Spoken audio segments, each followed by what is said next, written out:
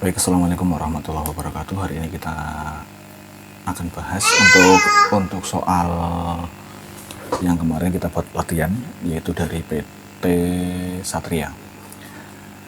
Langsung saja ke soal yang pertama, bahwa berikut ini transaksi yang berkaitan dengan transaksi penjualan kredit, wesel, dan penjualan angsuran pada PT Satria.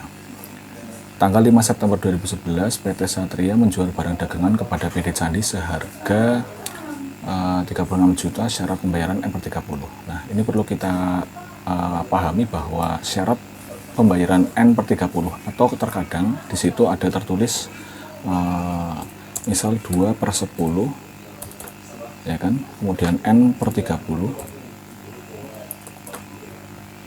Nah, tanda ini maka kita bisa menyimpulkan bahwa transaksi ini adalah transaksi kredit. Kalau ini penjualan berarti penjualan kredit. Kalau pembelian berarti pembelian kredit, seperti itu. Nah, otomatis ketika kita melihat bahwa di sini adalah transaksinya adalah penjualan kredit, maka timbulnya adalah akun piutang.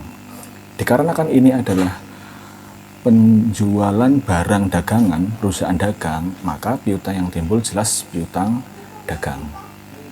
Nah, piutang dagang ini timbul akibat adanya penjualan. Nah, berdasarkan aturan pengkreditan dan pendebetan, ya, bahwa ketika terjadi penjualan secara kredit, maka piutang bertambah. Piutang bertambah itu ada di posisi debit. Ya, ini kita langsung buat jurnalnya di tanggal berapa tadi? Tanggal 5, ya kan, jurnalnya berarti pada posisi debit itu ada piutang dagang, ya kan, kita lihat piutang dagang. Kemudian di posisi kredit itu ada akun, ya, ingat bahwa piutang dagang tersebut timbul karena adanya penjualan, sehingga jurnal yang timbul adalah piutang dagang debit, kemudian penjualan kredit. Nilainya kita tulis sebesar yang terjadi. Kita lihat nominalnya adalah 36 juta. Berarti di sini kita tulis 36 juta. 36 juta. Sampai sini jelas ya. Lanjut ke soal atau ke transaksi berikutnya. Tanggal 7 September, dikembalikan sebagian barang dagangan atau dikembalikan sebagian barang dagang yang dijual pada tanggal 5, berarti ini, ya. Nah, cara analisis yang paling mudah adalah seperti ini. Ketika tadi dikembalikan barang dagangan, berarti yang berkurang adalah apanya? Ya, karena dikembalikan otomatis yang berkurang adalah piutang. Sehingga kalau kita lihat dari jurnal yang tanggal 5, otomatis karena adanya retur atau pengembalian, maka posisi piutang ini nanti akan berkurang. Sehingga kalau di tanggal 7 kita lihat di sini, jelas nanti yang ada di posisi kredit adalah piutang dagang. Lalu di debit apa? Kita lihat asal usulnya bahwa transaksi piutang dagang di sini, piutang dagang berada di posisi kredit itu karena adanya apa? Pengembalian. Sehingga yang di posisi debit ini kita tulis akun retur penjualan. Nah, nominalnya berapa? Nominalnya kita tulis sebesar nilai returnya, yaitu sebesar 2 juta rupiah. Betul. 2 juta, kemudian di sini juga 2 juta.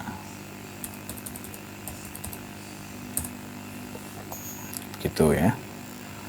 Selanjutnya kita lihat untuk transaksi berikutnya, yaitu transaksi tanggal 15. Ini unik ini. Transaksi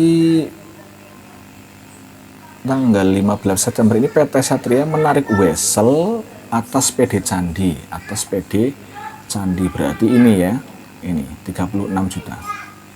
Senilai 34. Mengapa 34? Ingat bahwa transaksi piutang di awal tadi 36 juta, kemudian dikurangi dengan retur 2 juta. Jadi bukan berarti 34 ini asal-asalan, tidak. Nominal 34 itu berdasarkan sisa piutang setelah dikurangi dengan retur. Pertanyaannya, jika transaksi tanggal 7 ini tidak ada, maka weselnya ini otomatis tetap 36 juta. Jadi perlu diingat ya bahwa nominal 34 juta ini karena adanya retur 2 juta. Gitu ya.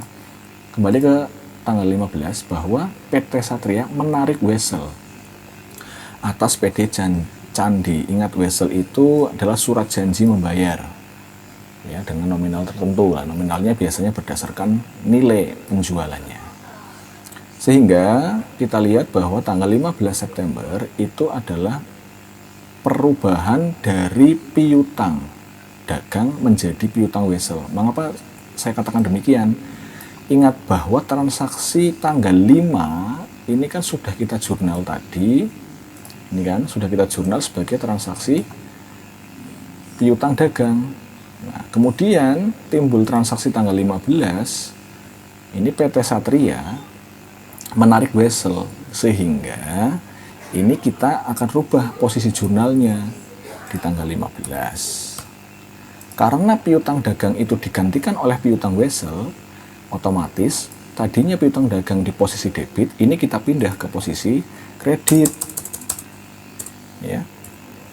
Piutang dagang ini kita pindah pada posisi kredit. Lalu debitnya apa? Ya karena tadi berdasarkan transaksinya ini PT Satria menarik wesel, maka pada debit ini kita ganti menjadi piutang wesel. Nah, nominalnya sebesar apa? Sebesar nominal weselnya, yaitu 34 juta.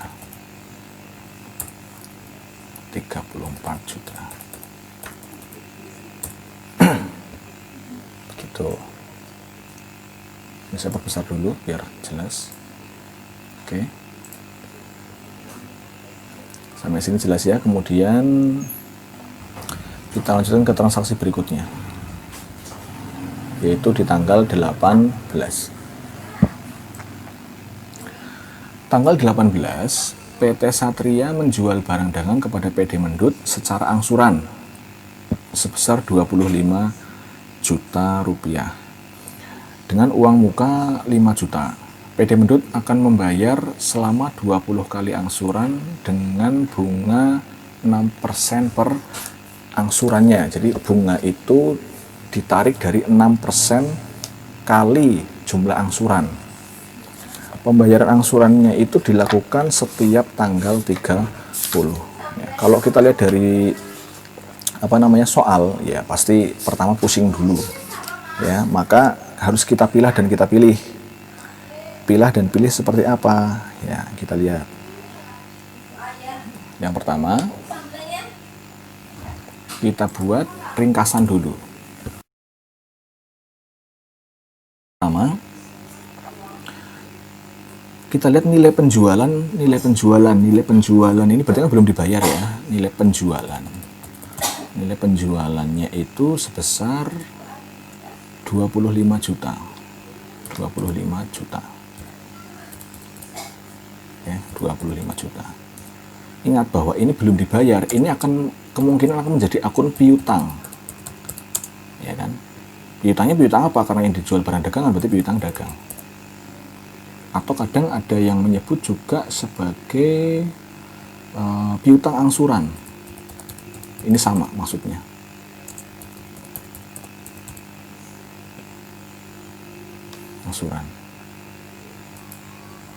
Angsuran. Oke.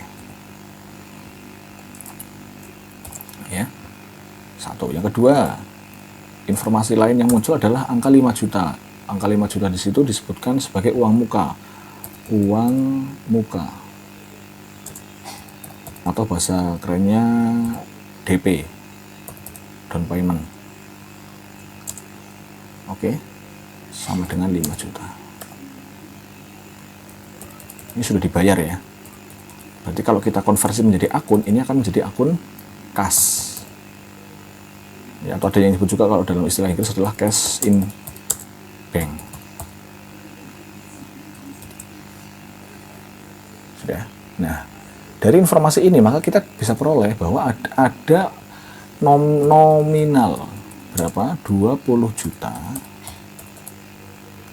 Dari mana 20 juta? Yaitu dari 25 juta dikurangi 5 juta. Ini akan kita jadikan sebagai apa? Seperti itu. Nah, ini hanya sifatnya informatif, ya, informatif. Jadi nanti angka 20 juta ini akan dibagi berapa? 20. Berarti angsurannya setiap setiap kali mengangsur itu pokok angsurannya sebesar 20 juta dibagi 20, yaitu 1 juta. Sorry. 1 juta.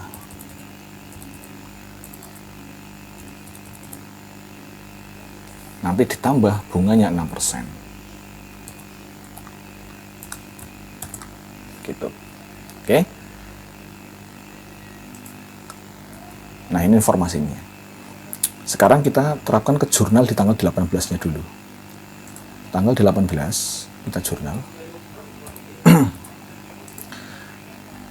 Ya, kita coba dari informasi ini aja.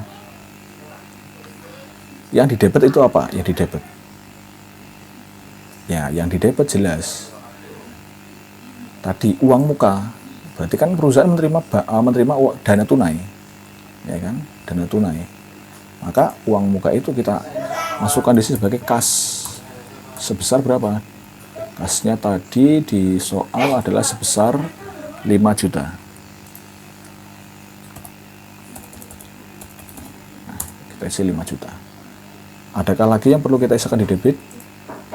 Nah, ini angka sorry. Berarti karena 25 juta angka ini 20 juta. 20 juta di sini, ini kita masukkan, ya kan? Sebagai apa? Sebagai piutang. Sebagai piutang. Boleh ditulis dengan piutang dagang, boleh juga atau angsuran. Mengapa saya beri keterangan dua? Karena gini, di soal itu sudah ada informasi bahwa ini penjualan angsuran, maka boleh dikatakan itu sebagai piutang dagang ataupun piutang angsuran. Kalau kalian memang lebih cenderung ke piutang angsuran untuk membedakan dengan piutang dagang lainnya, ya kita bisa pilih dengan piutang angsuran. Karena nanti bisa juga nanti sebagai keterangan bahwa itu adalah penjualan angsuran, di kredit ini akan kita jurnal, yaitu sebagai penjualan angsuran. Ya. Senilai berapa? 25 juta.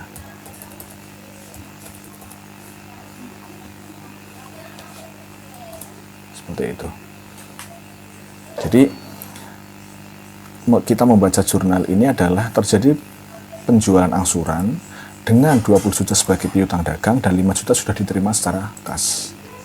Itu cara membacanya seperti itu. Baik, kita lanjutkan ke soal berikutnya. Tanggal 22 September dijual barang dagang secara kredit kepada toko prasasti sebesar 12 juta. Ini mudah. Dijual barang dagang secara kredit. Ini keterangannya sudah jelas secara kredit, maka ini akan timbulnya adalah akun piutang dagang pada debit, kemudian kreditnya adalah penjualan. Kita lihat tanggalnya tadi tanggal 22. Nominalnya adalah sebesar 12 juta. Terus di sini 12 juta.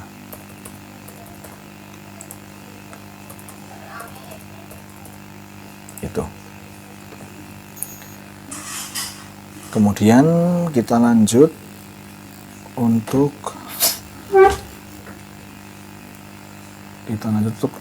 transaksi berikutnya, yaitu tanggal 30. Ya, kita masuk ke tanggal 30. Ini tanggal 30 ya. Soalnya adalah PD Mendut membayar angsuran pertama beserta bunganya. Nah, kita lihat tadi ya, bahwa yang masih menjadi tanggungannya PD Mendut itu adalah 20 juta. Ya kan? Nah, ini diangsur selama 20 kali, maka dibagi 20. Sehingga perangsuran itu sebesar 1 juta rupiah. Betul ya? 1 juta rupiah.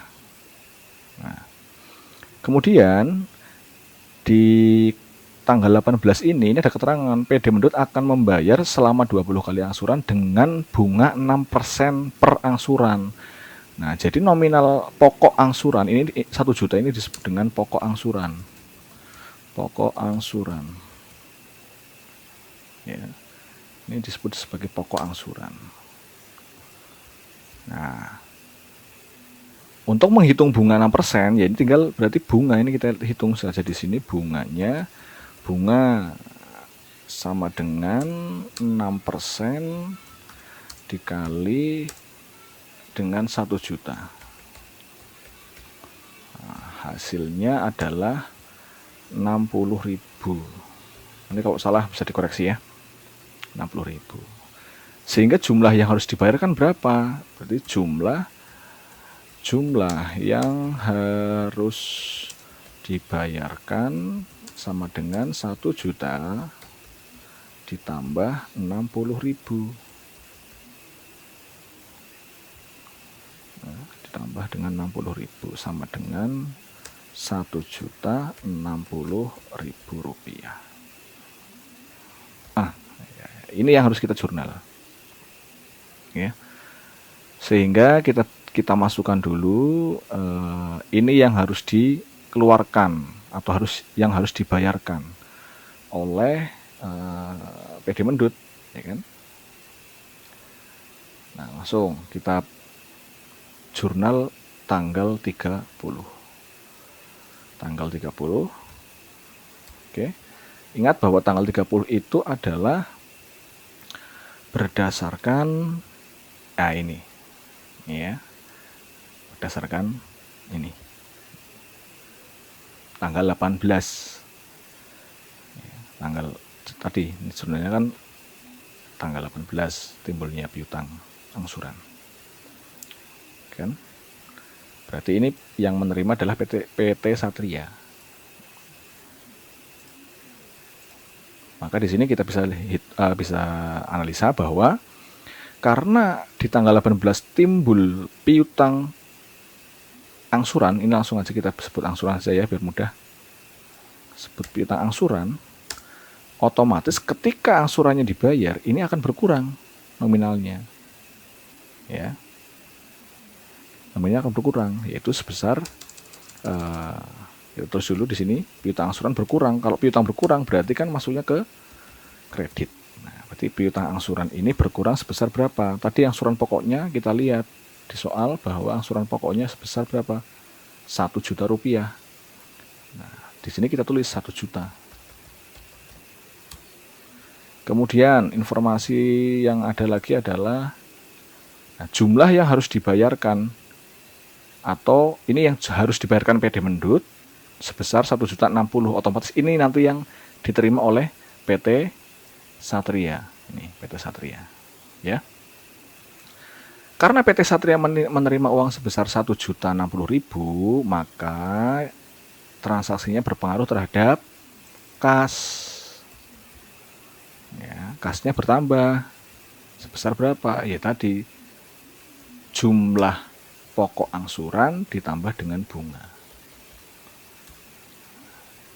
Nah, ini kan berarti kan masih ada selisih nih. Ini debitnya 1.060.000, kreditnya 1 juta. Yang 60.000 apa? Nah, ini kita lihat di sini tadi. Yang 60.000 itu adalah bunga, atau dalam akun itu kita tulis dengan pendapatan bunga.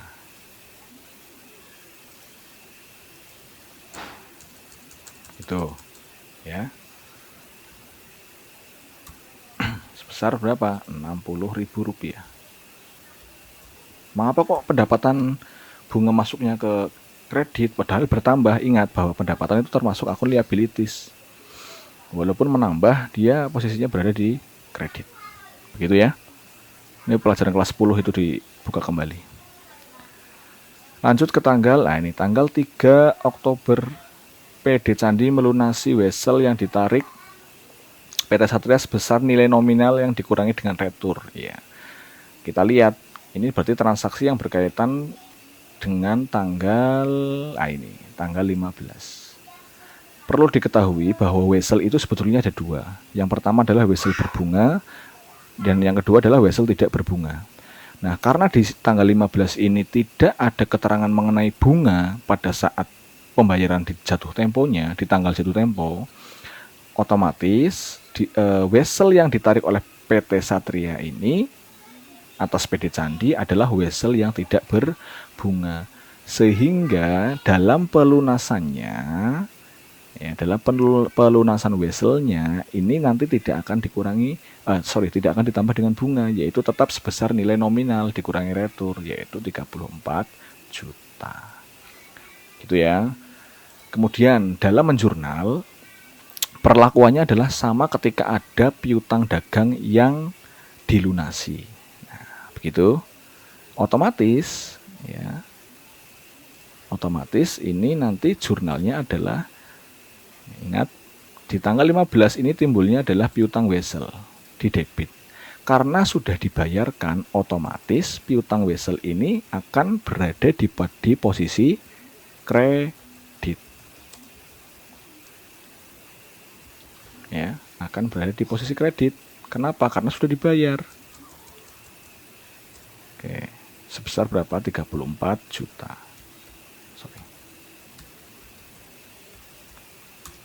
Gitu. Lalu debitnya apa? Ya karena PT Satria menerima pelunasan, menerima uang, maka debitnya adalah kas.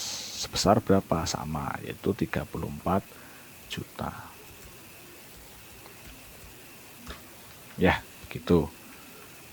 Inilah jurnal atas transaksi-transaksi yang terjadi di PT Satria. Silahkan untuk pekerjaan kalian bisa dikoreksi, kemudian dibetulkan. Yang masih ada pertanyaan nanti bisa dikelompokkan dalam satu kelas, kemudian bisa dikirim ke saya. Jadi tidak satu-satu japri ya, nanti saya jawabnya juga bingung.